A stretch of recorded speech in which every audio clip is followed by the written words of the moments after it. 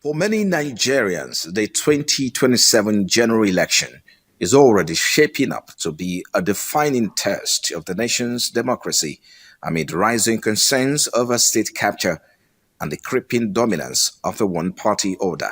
Though the FCT area council elections of February 21 have come and gone, the shadow of low voter turnout still lingers. As the nation's capital, the FCT holds both symbolic and strategic political weight, a battleground no serious political actor can afford to ignore. Yet, turnout fell far below expectations. Psephologists described most of the contest as largely uncompetitive, save for a few flashpoints. Some officials of the Independent National Electoral Commission and ad hoc staff attribute the apathy to poor mobilization and weak voter enthusiasm. So everything is smooth, the lines are in order, and everybody's paying attention and taking correction. So it's going really smoothly. No, it was not encouraging, to be fair. Like, people didn't want to come out. I don't know, maybe it's because of the fasting or because of the hot sun, like the weather. 90% are Muslim, so maybe it could be because of Ramadan, the fasting, that's why they could not come.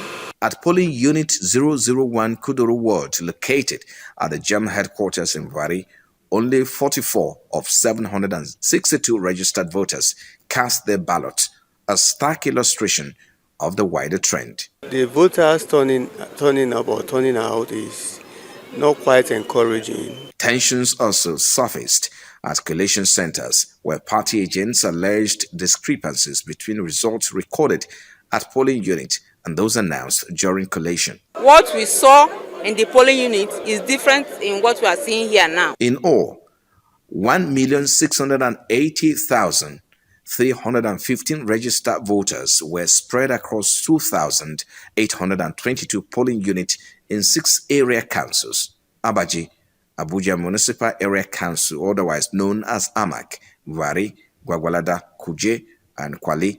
The dominant contest featured the All Progressives Congress (APC), the People's Democratic Party (PDP), and the African Democratic Congress (ADC). Political observers had predicted fierce contest, particularly in AMAC, where 12 parties fielded candidates. Zeka Christopher of the APC squared off against Paul Moses of the ADC and Dantani Zadna of the PDP. In Vari, 11 parties joined the race, including Aloysius AK of Abga. Meanwhile, Adamu Julius stepped down for Joshua Ishako following a Supreme Court declaration. In Abaji, Umaru Abubakar of the APC faced Kudabo Yamino of the PDP and Mohammed Ibrahim of the ADC. Gwagwalada saw a tight race between Yahya Usman Shehu of APC and Mohammed Kasim of the PDP. In Kuje, Danjuma Samuel Shekolo battled Zekoi Danlami, while in Kwali, Daniel Nuhu Kwali went head-to-head with Haruna Pai Mohammed.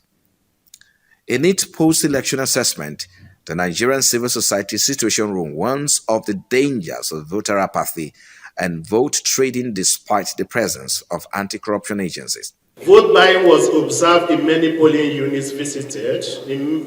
In a few places, it was openly done in some polling units. There was so much uncertainty and chaos. This kind of thing can lead to voters' apathy. So it's not just about electronic transmission. Even if you have electronic transmission, if the people managing the process are compromised and they have their loyalty to the executive, one way or the other, they will still come up with one technique to rig the election. I want to report that voters' apathy still manifested in the turnout, although with modest improvement in the FCT. As a commission, and especially our voters' education and publicity, we still have a lot more work to do.